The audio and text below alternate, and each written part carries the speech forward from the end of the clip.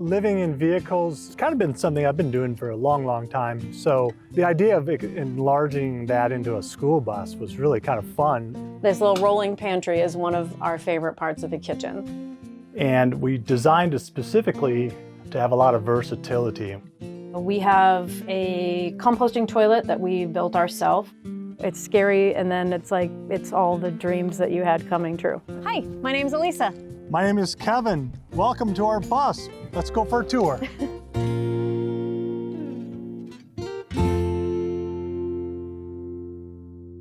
Welcome to our bus kitchen.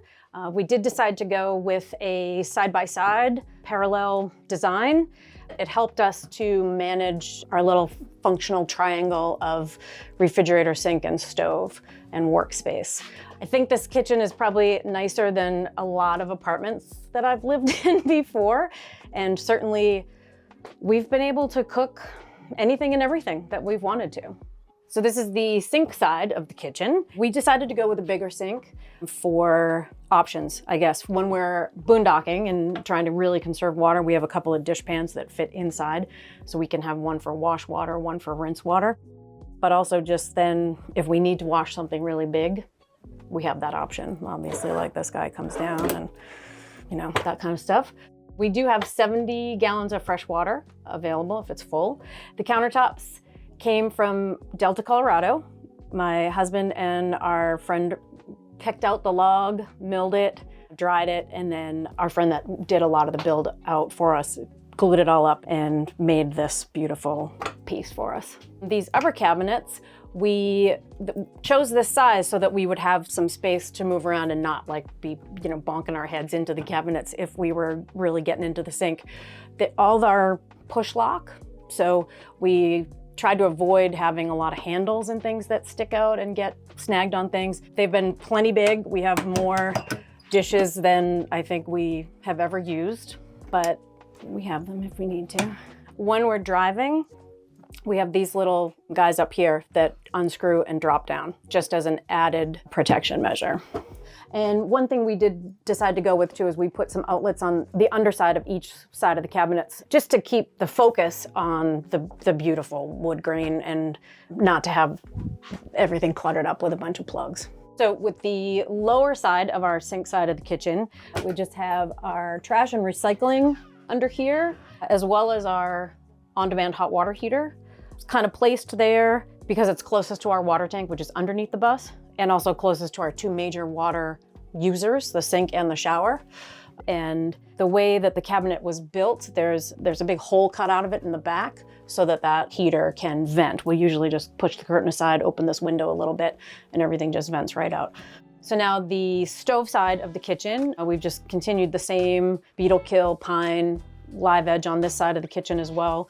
We went with a 3-burner stove. I think we probably could have gone with a 2-burner stove if we want, but I'm not sad that we have a 3-burner stove. We've definitely used all 3 burners at some point. We have a kind of a toaster oven on steroids, this little Breville oven. Or during the build process, we bought this oven, took it into our sticks and bricks house, and for one whole winter, the only thing we cooked in was this. We had a big full-size gas range, didn't use it, didn't touch it, just to see if we could actually cook the food that we wanted to eat in this teeny tiny little oven. And we did, and it's been great so far. The other experiment we did was with our cook set.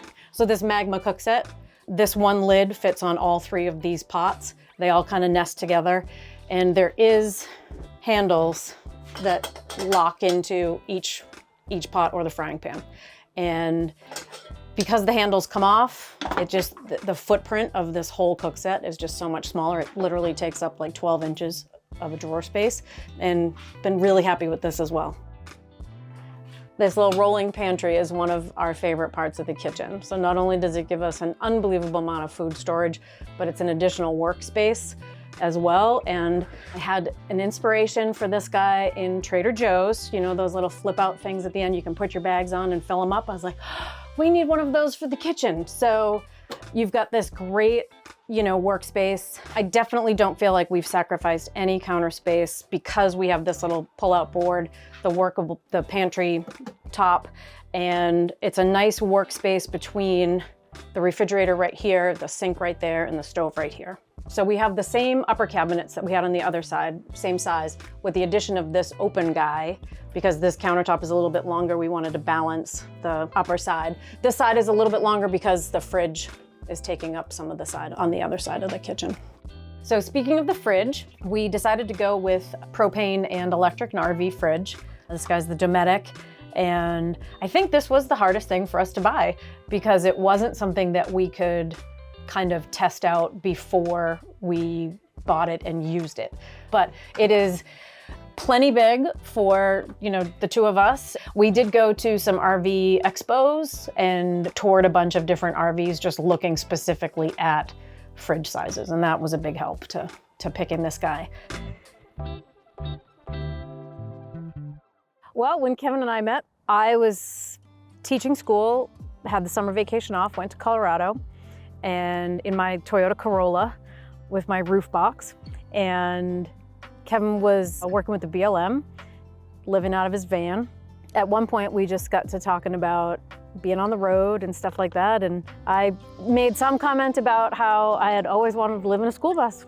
Living in vehicles, especially vans, it's kind of been something I've been doing for a long, long time. So the idea of enlarging that into a school bus was really kind of fun, especially because I knew these other folks that were super talented when it comes to building out and just very knowledgeable, whether it's tiny house construction or cabinet work and furniture building. So it just seemed like it was a great, oh, wow, yeah, that sounds great, let's do it.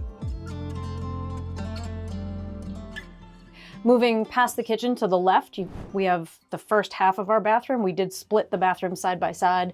This is our toilet room. We have a composting toilet that we built ourselves. We ordered a urine diverter off the internet and built out the toilet box to hold extra toilet paper, the pine shavings, things like that, so that it's all pretty much contained. We have also just a tiny little fingertip sink in here, toothbrushing, hand washing. It's just a little hammered metal bowl that I found at a thrift store. I think we just drilled a drain hole in it. I love it. It's just what you need in here.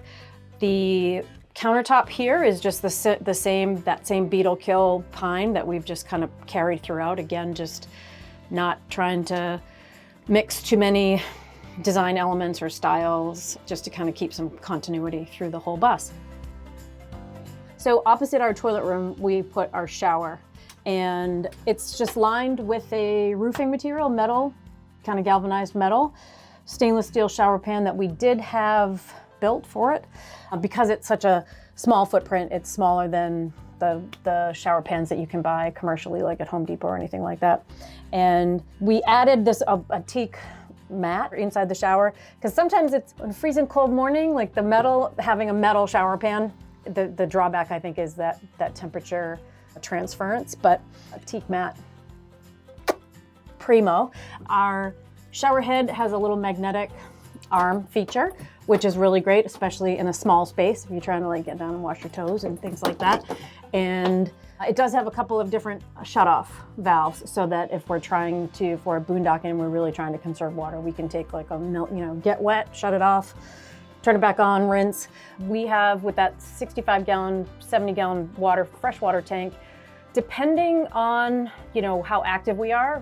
I mean, if we're out hiking and sweating and whatever, then we will do a quick rinse off. Pretty much we can make that water last 2 weeks or so. I mean, it seems like our food supplies, like the size of the fridge, our food supplies will go down, the water goes down, our trash and things fill up. So it all seems to need to be addressed every couple of weeks. So as you leave the bathroom part of the bus, moving on back towards the bedroom, we each have our own closet. And that was super important because I definitely have way more clothes than Kevin does. And in order for Kevin to have any closet space, he probably needed his own designated. But these things are they're huge. I have way too many clothes in there, I know, and shoes and everything else, but I wouldn't change it, I don't think yet, because it is also nice to have a place if you wanted to just chuck some stuff, like a little junk room, to get it out of the way. And we did kind of design these doors so that they can be kind of like a privacy barrier in between the bedroom and the rest of the bus.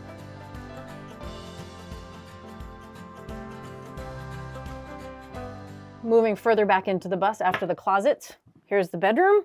This bed is just built on a giant platform.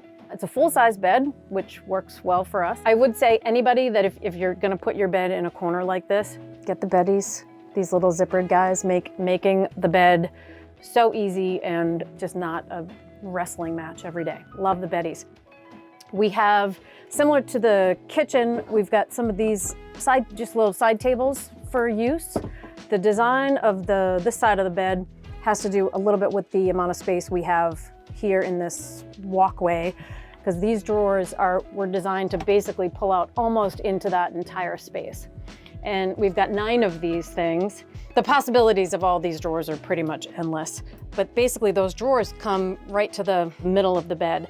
And then this half of the bed, it's big, wide open storage. Our batteries are towards the garage end of the bed. Whatever we need to put away, there's this huge storage space on this side of the bed, which has also been kind of a lifesaver.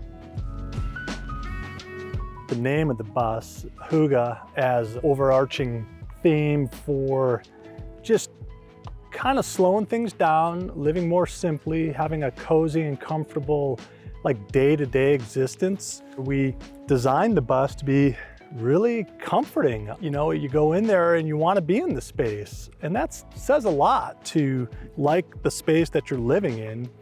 The idea of having a couple living in a small space, it kind of helps with kind of focusing in on what's important, because you can't really hide anything, literally things, or like, you know, if you get mad or whatever, you got to work together on trying to figure it out. So far so good. Like, you know, you just, if you're open, you know, if you're an open person and you don't think you have all the right answers to everything, you can live in a bus, you can live in a van, because every day is a new day and you wake up and it's a brand new day. And I like the simplicity of it, and I like having fewer things. And I really think having a partner share those things is a really amazing opportunity to be a better person, really.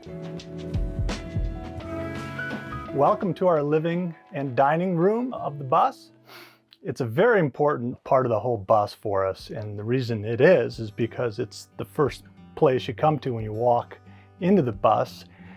And we designed it specifically to have a lot of versatility. But yeah, this is where we hang out a lot, and this is where we eat.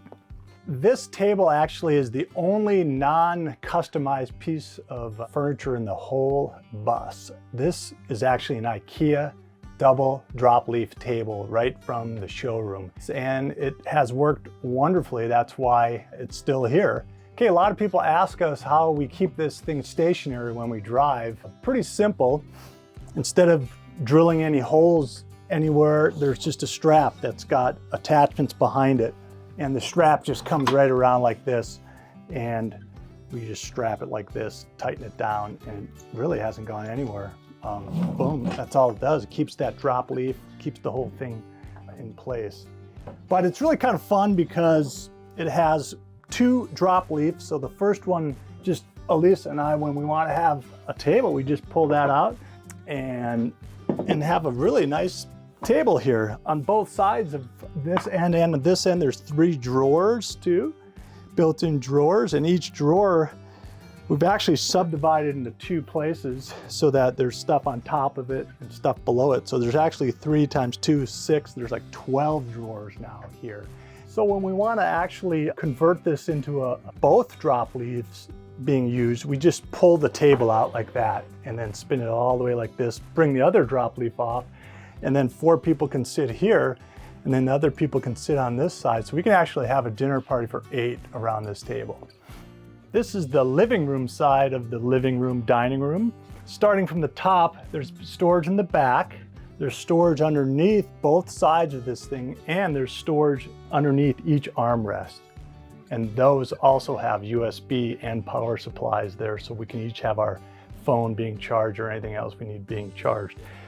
The couch unfolds into a full-size bed, and the way it does that is it can either go separately or the other side comes out as well. And when they're both out, it converts into a full-size bed. Okay, this is the front of our bus. We have some above the cab storage up here, which has been really, really nice. We also use this area for our cat. We have a little beautiful little kitten named Birdie, and her litter box is right here, and then all of her food and all the things that we need for our cat are right here in this little box right here. And I'm sure you've noticed by now this beautiful dashboard garden we have. These are all succulents that when we stay in a place for more than a day or two, we'll put them up because it's just nice to have plants in your bus to look at. Okay, welcome to the back of the bus. We call this the garage. It's back behind the bedroom. We put things that we really don't want to see all the time in the garage. And we've designed this space so that we actually could fit 2 electric bikes in the garage when we're traveling, because we do not tow a car with us when we travel. So we'll do things like get the bus to a place where it's safe, and then we'll take the bikes to a trailhead, to grocery shop, to just get access to things that you can't get the bus to. So other things in the garage where all of our incoming solar power goes into, where our inverter is, where our charge controller is, and that's where our distribution is for the rest of the bus, where all of our electrical starts from here. I'm no expert on solar, but I'll just tell you the basics. We have 4 190-watt panels on the top of the bus. They feed down, and we have basically 4 deep cell, like golf cart type batteries.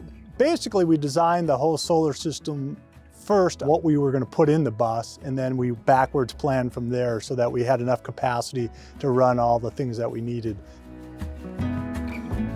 From the fear side of things, if that's what's holding you back, it's scary and then it's not.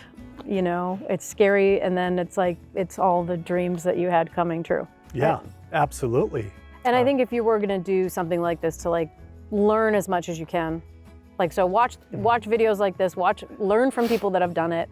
And also while you're, you know, I think part of one of the great things is that Kevin was so involved in the build with our friends that like when there are some hiccups or something that we're like, oh wait, where are our electrical wires before we drill holes in the, he's got a lot of that knowledge as well that he can be involved with the build. The process. Big time. Yeah, and I would just add, anytime you're visiting public lands, leave it better than you found it. You know, it's amazing how many more people are doing this. So we have a responsibility now.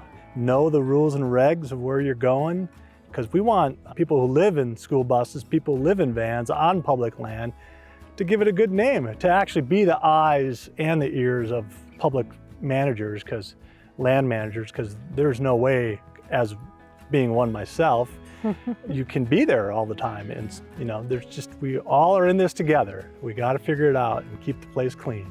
Yeah, I mean, we do have an Instagram account. It's The Life of Hygge. Photography is a passion of mine, so I pretty much take pictures of everything and just kind of spreading some joy and beauty in the world.